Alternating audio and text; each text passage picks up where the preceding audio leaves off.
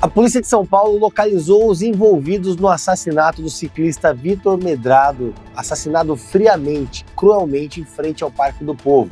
Todos os envolvidos foram presos. O nosso secretário, Capitão Derrite, deu o caso como encerrado. A questão é que é mais um caso de assassinato, mais uma vida que se foi, mais um ciclo que se encerra, mais lembranças que deixam de ser construídas, mais uma família que chora por conta do aumento da criminalidade, por conta principalmente da sensação de impunidade que se arrasta em todo o país desde que o descondenado foi eleito. A questão é a seguinte: o Capitão Derrite e as forças policiais fizeram um trabalho brilhante. Em um curto espaço de tempo, localizaram os responsáveis e prenderam. É isso que a gente espera da polícia e é por isso que o Derrite tem sido exemplo na condução das forças policiais de São Paulo. A questão é, quem eram os responsáveis? Velhos conhecidos da polícia, vagabundos com uma ficha corrida gigante, histórico amplo de passagem. Essa é a cruel realidade. Bandido solto, trabalhador morto. O crime foi solucionado pela polícia. A polícia, como sempre, cumpre o seu papel. Mas isso é suficiente? Porque os vagabundos vão presos e eles são postos em liberdade pela injustiça que nós temos no país. Encerrando a minha fala, o maior problema que a gente tem hoje é reincidência criminal. Todos os bandidos, né, nos seus 99%, quando a gente faz a prisão, já tem passagem criminal. Aí vocês prendem e mandam soltar. Exatamente. Ah, gente, eu vou ver esse desabafo. Na verdade, eu até trouxe aqui para vocês. Opa, fez o dever de casa, deixa eu ver. Isso aqui é a ficha criminal de um indivíduo que atua no bairro do Ipiranga. Ele foi preso 16 vezes. Que isso?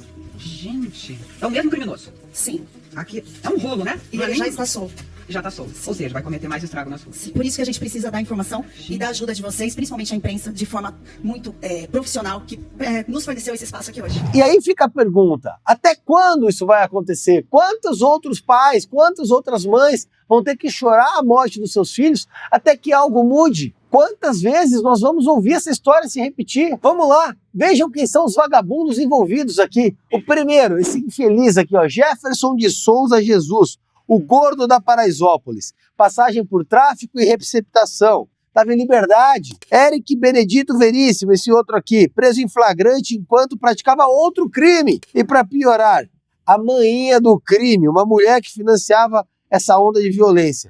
A pergunta que não quer calar: o que esses vermes estavam fazendo na rua? Essa tal maninha do crime, ela já foi condenada por manter um bunker com aluguel de armas e compra produtos roubados. Ou seja, ela tem uma central lá que aluga arma para o vagabundo e delinquir e compra o produto do furto, do roubo. A resposta é simples, isso acontece porque a esquerda criminosa vem com aquele papo de ressocialização, direitos humanos, vamos pensar no coitadinho do preso, aquele papo de humanizar, igual quando aquele infeliz do Drauzio Varela foi abraçar o travesti assassino lá no Fantástico. Aqui no Brasil é assim que funciona, com a esquerda governando, o assassino tem mais direito que trabalhador, criminoso tem mais direito que trabalhador e gente honesta. O secretário Derrite foi cirúrgico na sua fala, dá uma olhada no que ele disse. Esse recado é para os vagabundos do estado de São Paulo, para o criminoso. Vocês vão cometer crime, a gente vai caçar vocês. A gente vai prender vocês. Que a gente faz um trabalho sério. Primeiro que a gente ama o que a gente faz. Mas não é possível que o país não para mudar a legislação e a imprensa tem um papel fundamental. Sendo imparcial, falando a verdade, mostrando aqui os antecedentes criminais, tanto da Suélia quanto do Jefferson, a ousadia do próprio Eric, que tirou a vida de uma vítima às 6 da manhã e efetuou disparos de arma de fogo em outra vítima às 11 da manhã e um mês depois foi preso por roubo. Ou seja, ele não está nem aí. Ele não tem medo da legislação. Ele só teme, de fato, se encontrar com uma viatura da polícia e esses policiais realizarem a prisão dele. E aí que fica a pergunta, até quando o Congresso vai admitir uma legislação frouxa que não prende bandido? Não estou nem falando do Código Penal. Tem o Código de Processo Penal que cria regalia para vagabundo. O cara vai preso, ele fica 5 meses ali na cadeia e sai. Sai pior do que entrou. Sai um criminoso de uma estirpe ainda pior. Essa gente tem que ser tratada como os criminosos que eles são. Só a voz da esquerda é ouvida quando o assunto é segurança pública. Só as vozes de esquerda são escutadas quando o assunto é direitos humanos. E o direito humano do pai e da mãe que está enterrando o filho. E o direito humano do marido que está vendo a mulher, a filha ser estuprada por um criminoso, sabendo que em poucos dias ele vai ser posto em liberdade de novo. Até quando as pessoas vão padecer nas mãos da criminalidade? E eu te dou a resposta. Enquanto nós tivermos deputados e senadores acovardados, preocupados muito mais com os próprios privilégios, com o discurso do politicamente correto, com aquela coisa do vamos chegar no meio termo, nós não teremos uma completa revisão das leis penais e continuaremos sendo reféns da corrupção e principalmente da criminalidade que mete o cano na cara do trabalhador o tempo todo. E o Tarcísio também seguiu a mesma linha, dá uma olhada no que ele falou. Você se lembra do assassinato do ciclista Vitor Medrado, que causou uma grande comoção aqui na cidade de São Paulo? Todos os participantes do crime estão presos e essa é a melhor resposta que nós podemos dar. Graças ao trabalho de investigação, trabalho da Polícia Civil, trabalho sério, vamos apresentar todos à justiça. Uma coisa que chama a atenção, os antecedentes criminais. O condutor da moto já tinha sido preso por tráfico de drogas, já tinha sido preso por receptação. Devia estar cumprindo pena, mas está aí solto, praticando outros crimes. E é isso que não dá para acontecer. Nós vamos lutar incessantemente para mudar a legislação e também para tornar São Paulo mais seguro. O maior problema da justiça brasileira é a ineficiência do sistema criminal.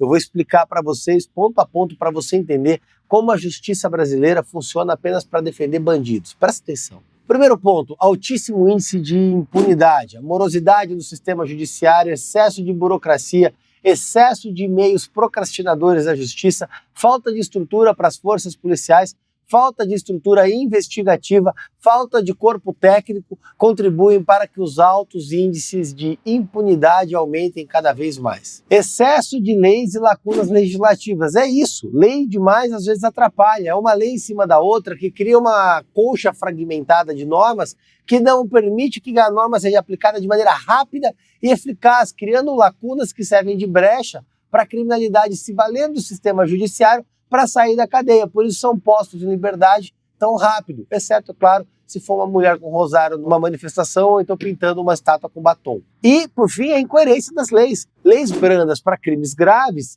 e leis severas para crimes menores. Crimes violentos geram penas brandas por conta de atenuantes e lacunas legais, enquanto crimes mais leves acabam tendo penas maiores e desproporcionais. Um outro fator que nós temos no Brasil, progressão de regime e saídas temporárias. O cara nunca cumpre a pena dele, ele começa a ir para saidinha, vai passar Dia das Mães. Suzane von Richthofen curtia Dia das Mães e Dia dos Pais. Que incoerência maior que isso? A falta de integração das forças de segurança, Polícia Militar, Polícia Civil, Ministério Público e Judiciário, nem sempre atuam na mesma frente, que acaba atrapalhando a comunicação. O enfraquecimento do combate ao crime organizado. As facções criminosas dominaram os presídios, atuam em diversas esferas, inclusive fora da área criminal, ampliaram a sua área de influência, inclusive em aspectos políticos e dentro de organizações que jamais deveriam entrar. A falta de valorização das forças de segurança, que inclui falta de estrutura, falta de armamento, falta de equipamento, baixos salários, carga horária excessiva, falta de apoio psicológico, legislação que dificulta a atuação policial e violência contra as forças policiais. E principalmente falta de proteção aos nossos policiais. O sujeito faz uma operação e depois ele tem que arcar do próprio custo com o advogado para defender o trabalho dele, enquanto ele estava defendendo a nossa segurança, porque falta apoio jurídico para os policiais.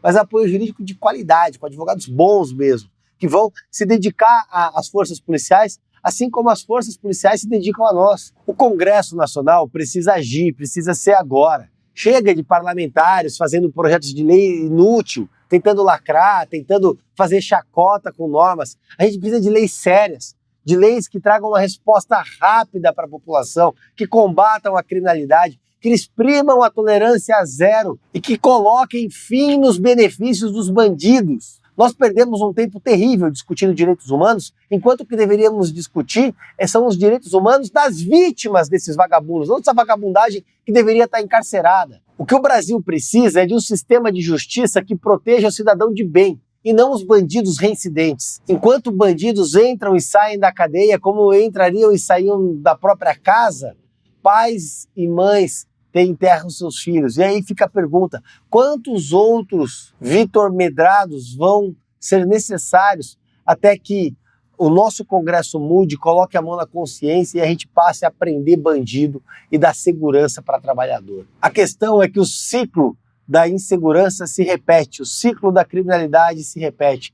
São sempre os mesmos bandidos, com as mesmas passagens, os mesmos métodos criminosos e com as mesmas desculpas. Enquanto isso, o trabalhador segue pagando a conta, com seus impostos e até mesmo com a própria vida.